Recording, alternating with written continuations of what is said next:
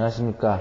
이번 시간은 제3장 평판측량에 대해서 진행하도록 하겠습니다. 자, 평판측량의 정의를 보면 보통 이제 우리가 평판측량은 평판 위에다가 엘리데이드를 이용을 해서 최종적으로 우리가 평면도를 작성하기 위한 측량을 우리가 평판측량이라고 할 수가 있겠습니다.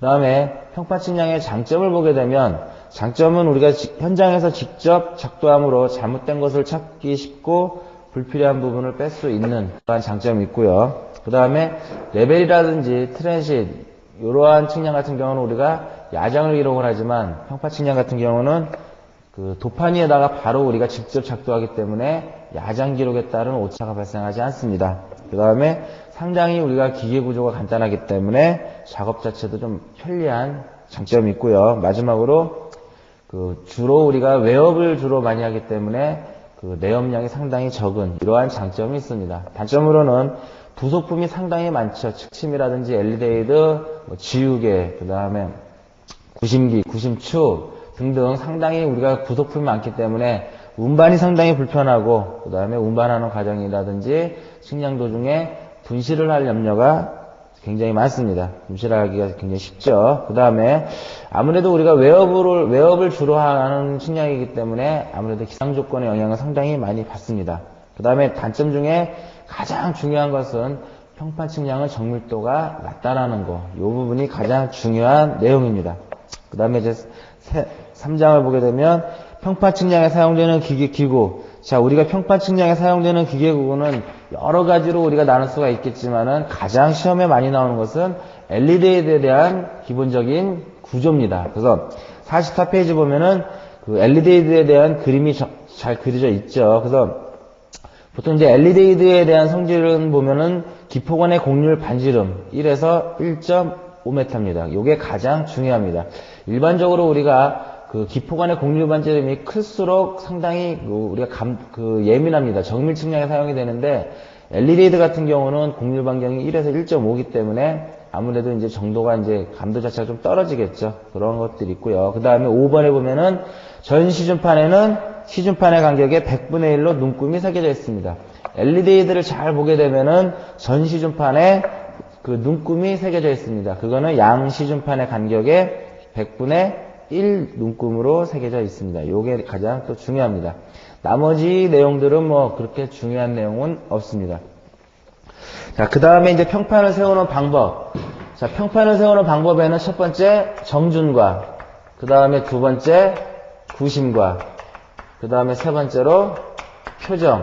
이렇게 우리가 세 가지로 나눌 수가 있는데 정준이라는 것은 말 그대로 뭐 하는 작업입니까? 평판을 수평으로 맞추는 작업을 우리는 정준이라고 하고, 구심이라는 것은 우리가 이제 평판을 대부분 세우는 점은 이제 지상에 어느 한 알고 있는 기지점에다 우리가 보통 평판을 세워서 측량을 합니다. 그래서 구심이라는 것은 지상의 점하고 도상의 점하고 어떻게 하는 작업입니까? 일치시키는 작업을 우리는 구심이라고 합니다. 자, 그림을 그리면 평판 자체를 우리가 이렇게 세웠을 때, 지상에다가 이렇게 세웠을 때 만약에 지상의 점이 이 점이 된다고 하면은 요 점하고 도상의 점하고는 일직선상에 있어야 되겠죠. 이러한 작업을 우리는 구심이라고 합니다. 그래서 이 구심은 어떤 걸 가지고 구심기를 가지고 또 구심추를 가지고 우리가 구심을 맞춥니다. 그래서 구심이라는 것은 지상의 점과 도상의 점을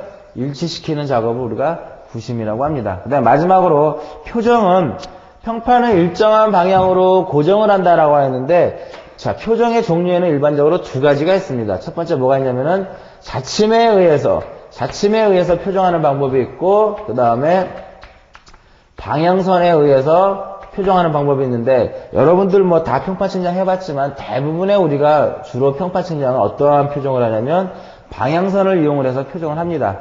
당연히 정밀도는 방향선의 정밀도가 당연히 좋겠죠. 그래서 평판의 3에서는 정준, 구심, 표정이다. 그래서 일단 여기서 시험에 가장 많이 나오는 것은 표정이 가장 많이 나옵니다. 왜 표정이 가장 많이 나오냐?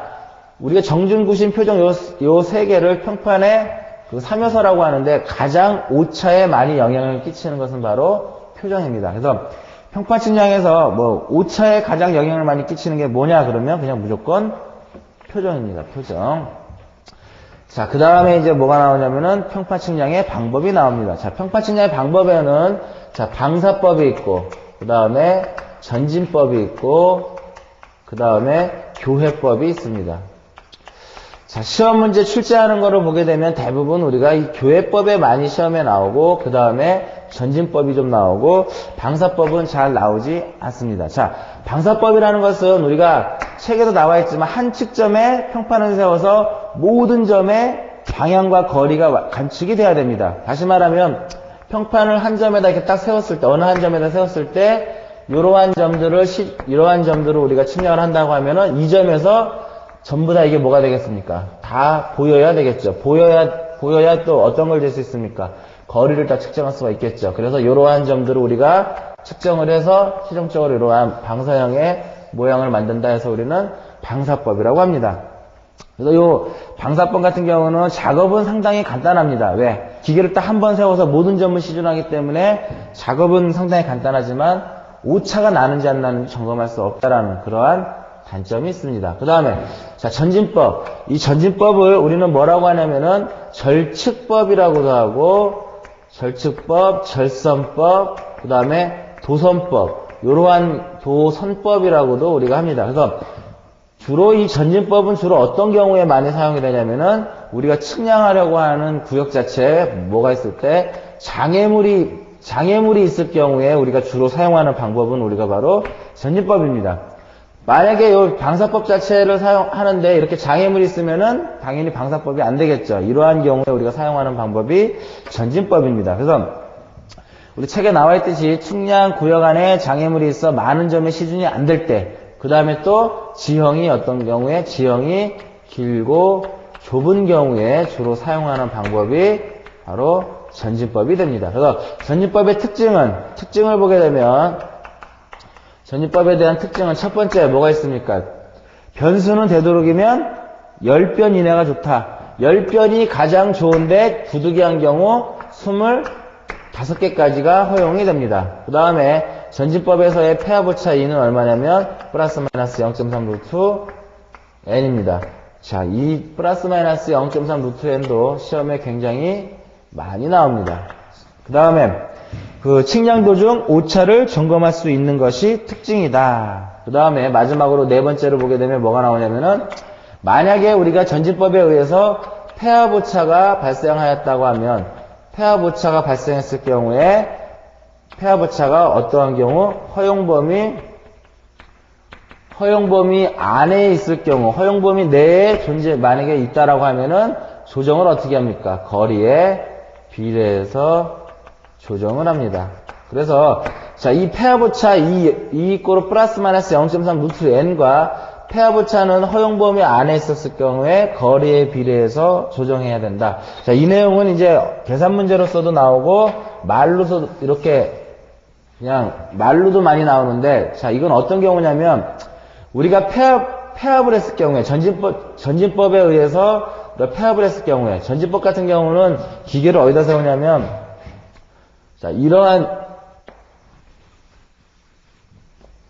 자, 맨 처음에 기계를 세워서 여기서 시준을 해서 이 점을 한 다음에 그 다음 다시 기계를 이쪽에다가 옮겨서 당연히 뭘 해야 되겠습니까? 표정을 하죠. 그 다음에 이 점이 있으면 이 점을 시준합니다. 그 다음에 다시 여기 이쪽에 와서 다시 표정을 하고 이 점을 시준하고 그리고 다시 이쪽에 기계를 옮겨서 이 점을 시준하고 다시 이 점을 시준했을 때 만약에 정확히 오차가 없다라고 하면은 당연히 이렇게 딱 폐합이 돼야 되겠죠. 그러나 우리가 측량을 하다 보면 이렇게 딱 돼야 되는 게 정상이지만 우리가 측량을 하다 보면 오차가 발생합니다. 결과적으로 이러한 식으로 폐합이 안 되는 거죠. 그러면은 얼마만큼 오차가 생기는 겁니까? 이만큼의 뭐가 발생하는 거냐면 폐합오차 2가 발생하는 겁니다. 결과적으로 요거의 단위는 이제 밀리미터입니다. 밀리미터인데 요게 이 폐합오차 자체가 N은 변수를 얘기합니다. N은 여기서 이 N은 변수를 얘기하는데 그러면 변이 예를 들어서 25변이라고 예를 들어보면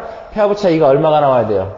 0.3 루트 25가 돼야 되니까 1.5mm 플러스 마이너스 1.5mm 이내에 들어와야 되는데 요거를 계산했더니 플러스 마이너스 뭐 1.8이 나왔다. 그럼 허용범위 밖에 들어갔으니까 당연히 제측을 해야 되는 것이고, 만약에 1.2가 나왔다. 그러면은 비례해서 조정을 해줍니다. 그러면 비례해서 조정해 주는 것은 여기를 우리가 A라고 하고 여기를 B, C, D, E라고 했을 때 오차가 없다라고 하면 이러한 식으로 나오겠죠. 여기가 A, B, C, D, E 다시 어디로 옵니까? 다시 A로 오겠죠. 그 다음에 만약에 오차가 발생하면은 요와 같이 오차가 발생한 겁니다. 결과적으로 이 값이 바로 뭐가 되는 거예요? 폐하부차 2가 되겠죠.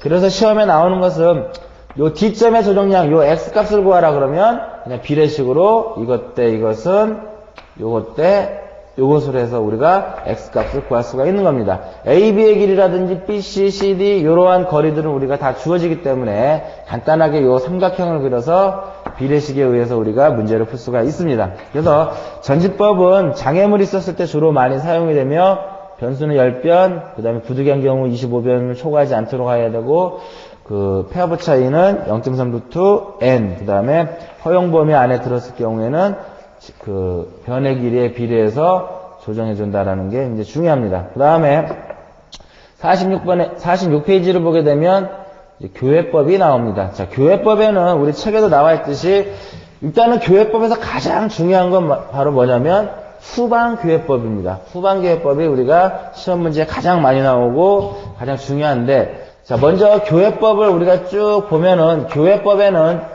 어떻게 나눌 수가 있냐면은 전방교회법과 측방교회법과 그 다음에 후방교회법으로 나눠질 수가 있습니다. 그래서 후방교회법은 다시 어떻게 나눠지냐면은 후시에 의한 방법과 그 다음에 전시에 의한 후시에 의한 방법과 자침에 의한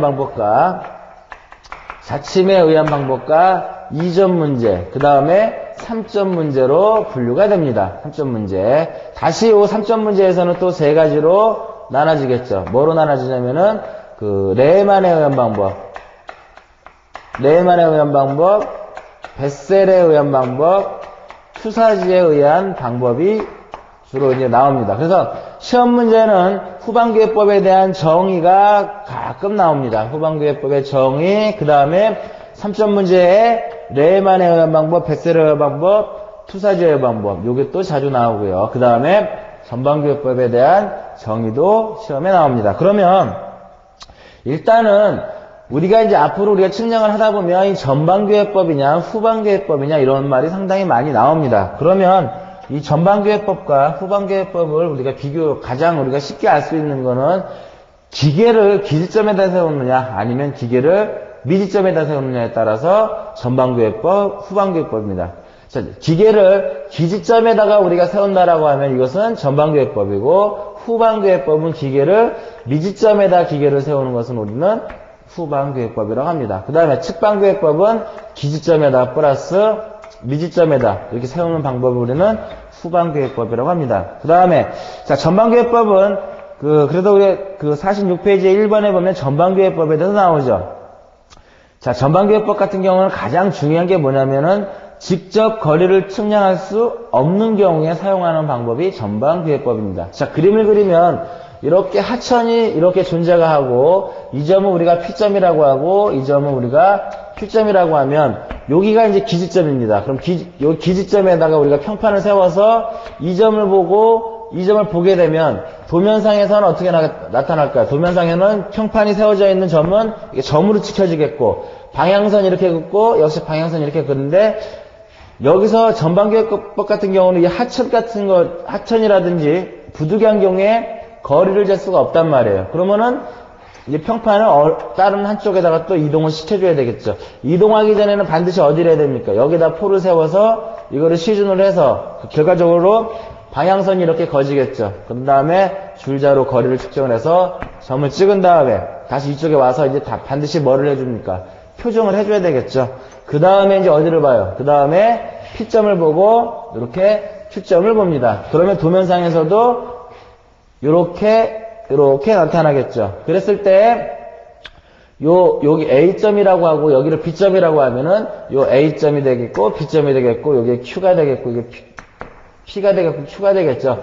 요 방향선의 교차점으로부터 우리가 점의 위치를 구할 수 있는 방법이 바로 전방교회법입니다. 그래서 기지점에다 우리가 기계를 세워서 미지를 구하는 방법이 바로 전방교회법입니다.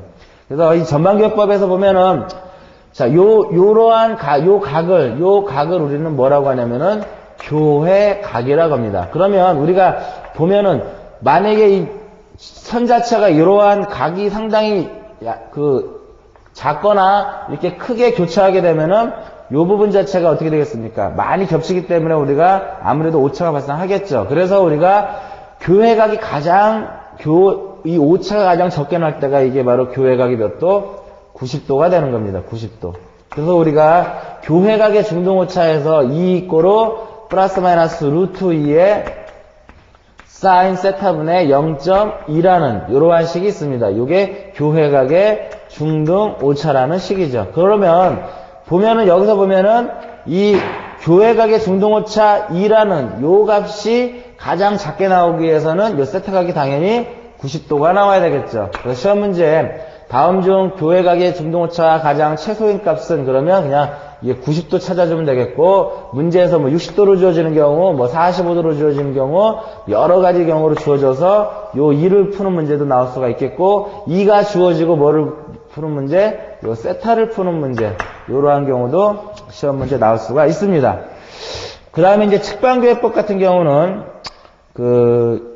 전방교회법 플러스 후방교회법입니다. 그래서 기지점 두 점 중에 한 점에 접근할 수 없을 경우에 한 점 기지점을 이용을 하고 또 하나의 이제 우리가 미지점을 이용을 해서 우리가 그 미지점을 구하는 방법이 바로 측방교회법입니다. 그렇게 많이 나오지는 않아요, 시험 문제.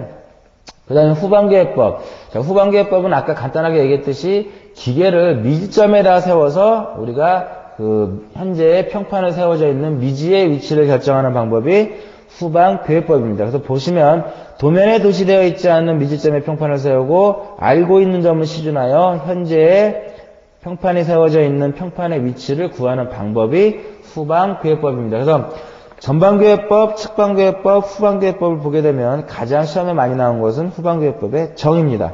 그 다음에 후방교회법에서 3점 문제 중에 레이만에 의한 방법, 베셀에 의한 방법, 투사지에 의한 방법, 요것도 가끔 가다가 시험에 나오는데 주로 나오는 거는 레이만에 의한 방법과 베셀에 의한 방법의 특징입니다. 자, 레이만에 의한 방법은 작업을 좀 신속하게 할 수 있고 정확한 방법입니다. 그러나 상당히 좀 숙련이 필요합니다. 결과적으로 경험이 좀 필요하다라고 우리가 할 수가 있겠죠. 그 다음에 베셀에 의한 방법은 원의 기하학적인 성질을 이용하는 방법으로 경험이 없어도 우리가 구할 수 있지만 좀 복잡하고 시간이 좀 많이 소요되는 그러한 단점이 있습니다. 그 다음에 투사지에 의한 방법은 현장에서 가장 많이 사용하는 방법이다. 이렇게 알아두시면 되겠고요.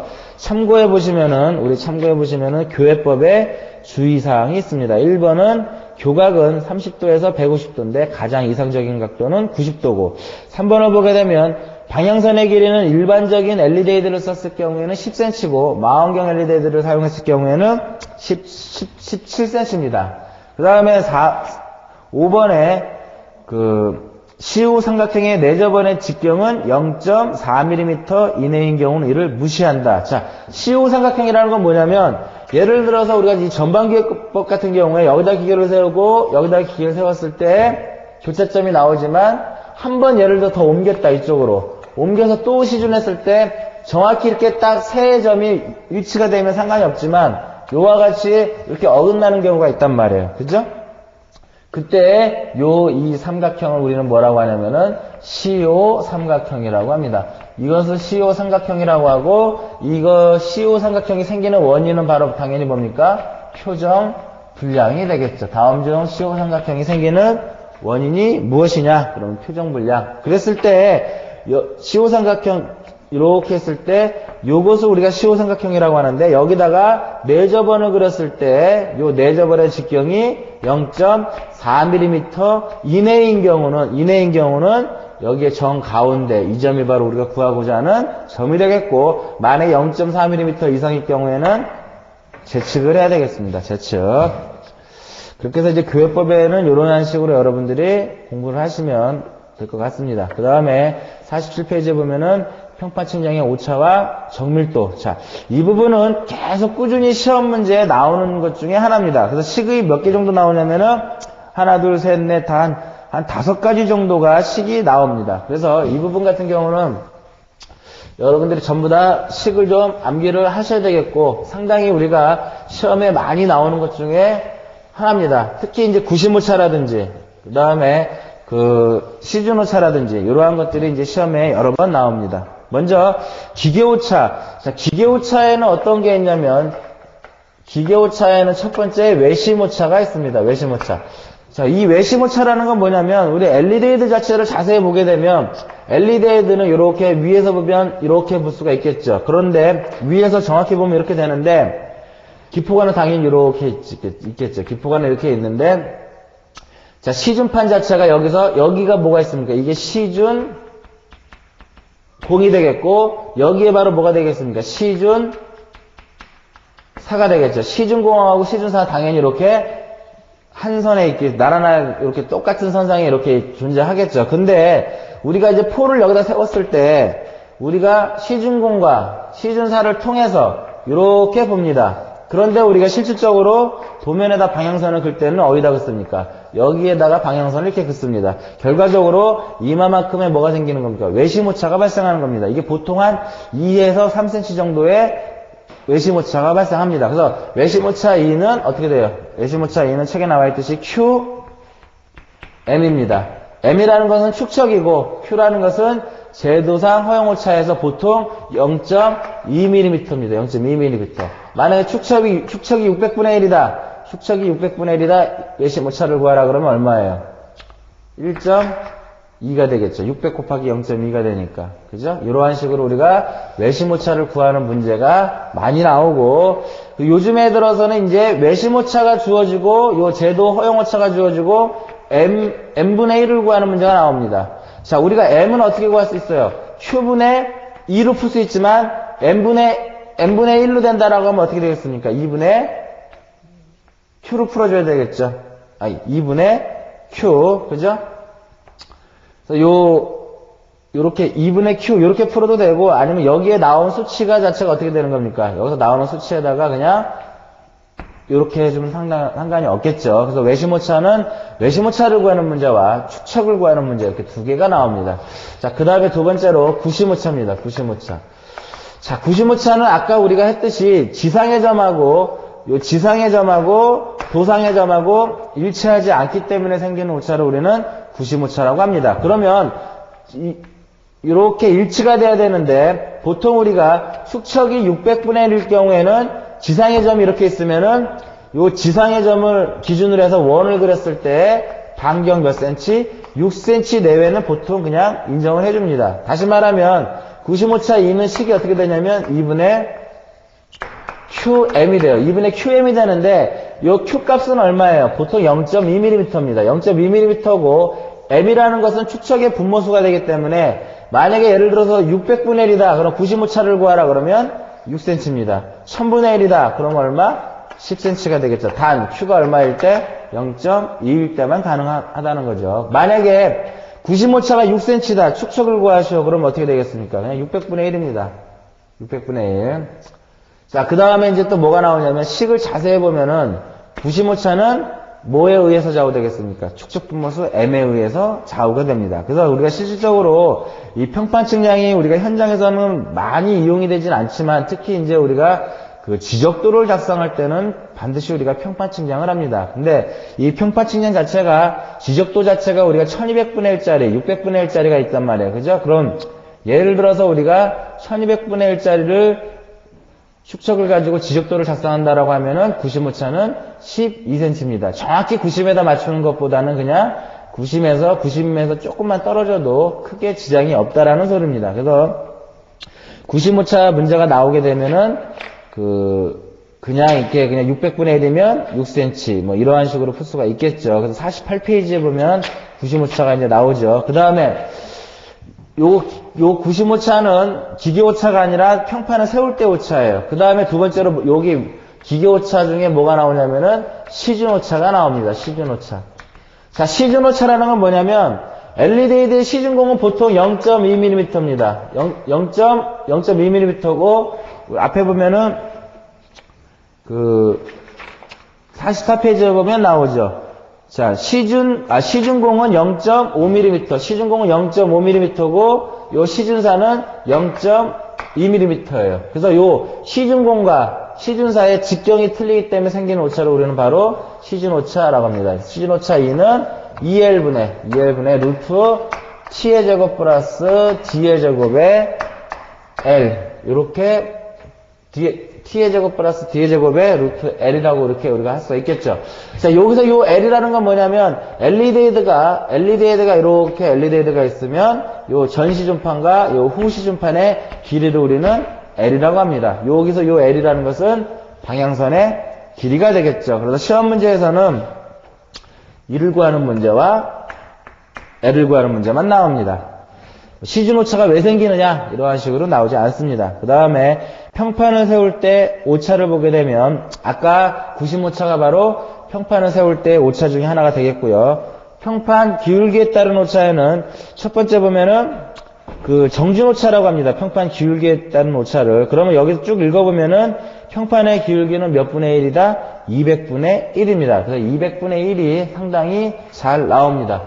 자, 그래서 기울기에 의한 오차 2는 R분의 B에 100분의 NL로서 우리가 문제를 푸는데, 자, 시험 문제에서는 요 B를 구하는 문제와, 그 다음에 E를 구하는 문제와, 그 다음에 우리가 R분의 B를 우리가 뭐라고 하냐면은 평판의 경사라고 합니다. 그래서 평판의 경사는 보통 우리가 어떻게 표시하냐면 몇 분의 1로 표시하겠죠. 그래서 문제에서 R 자체가 1m고, R이 1m고, B가 5mm였다. 이때 평판의 허용경사를 풀어라. 그러면 1m니까 1000이죠. 1000분의 5에서 얼마? 200분의 1이 되는 겁니다. 이렇게 풀어주면 되겠고, 뭐 그냥 단순하게 2만 구하는 문제와 B를 구하는 문제, 이렇게 우리가 문제가 나옵니다. 그래서 기울기의 의한 오차는 상당히 중요한데, 자, B-꼴로 또 뭐가 되는 거 책에 보면은 B 대신 2A를 쓴 공식이 있습니다. 자, 왜 2A를 썼냐면, 요 A라는 것은 기포의 이동 눈금수입니다. 이동 눈금수. 기포 간의 이동 눈금수인데, 만약에 요 앞에 2가 붙은 이유는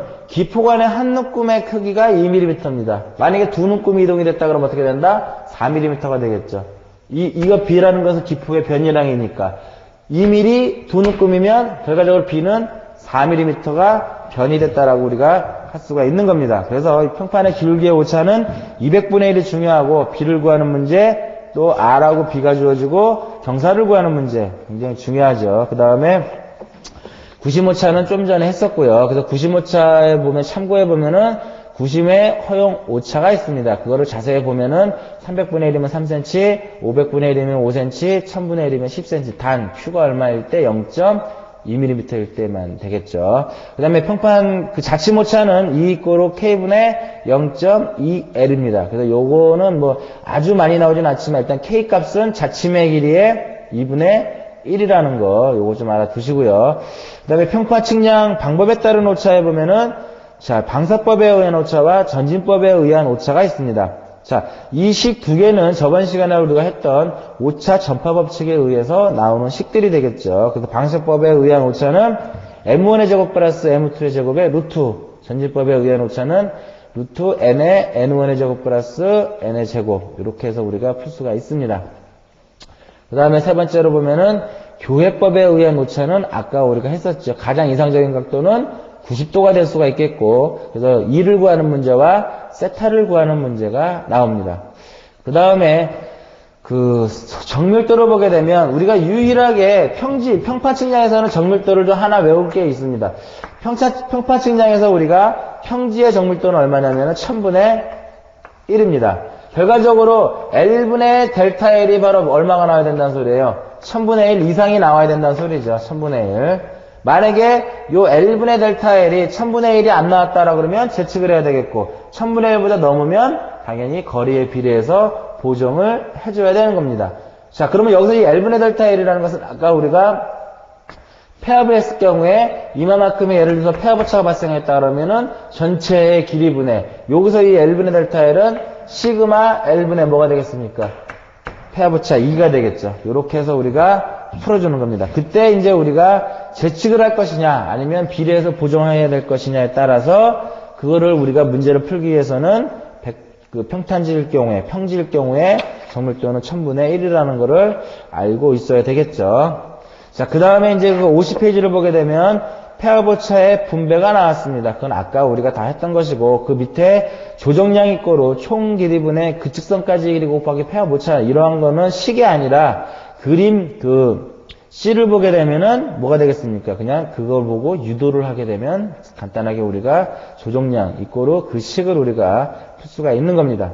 그 다음에 이제 마지막으로 평판 측량을 이용을 해서 우리가 수평거리 D라든지 고저차 H를 구할 수가 있습니다. 자, 이거는 우리가 실질적으로 학교에서라든지 현장에서는 이루어지지 않는 겁니다. 이론상에서만 가능한 것뿐이지 실질적으로 우리가 응용되고 있는 것은 아니죠. 그래서 LED에 의한 수평거리 관측 이걸 한번 보면 이거는 우리가 간단하게 우리가 식을 유도할 수가 있겠죠. 자, 우리가 평파 측량에서 식은 전부 다 비례식에 의해서 식이 나옵니다. 그래서 평판을 이렇게 세웠을 때 평판을 이렇게 세우고 여기다 포를 세웠을 때 자, 포를 세우면 안 되겠죠.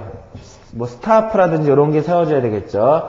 이렇게 보고 이렇게 봤을 때 여기를 우리가 N1, 여기를 N2, 여기를 우리가 H라고 하면 자, 평파 측량에 여기에 눈금 N1, N2는 눈금을 얘기하는 건데 이 눈금은 여기가 100일 때 100분의 1 간격으로 눈금이 새겨져 있다고 했죠. 자, 요게 A점이고 요게 B점이라고 했을 때 여기서부터 여기까지는 우리 수평거리를 우리는 D라고 합니다. 그죠? 여기서 우리 식이 어떻게 나오겠어요? 100대 N2-N1분의 N1 이꼬로 D 대 H라는 이러한 식이 나올 수가 있겠죠.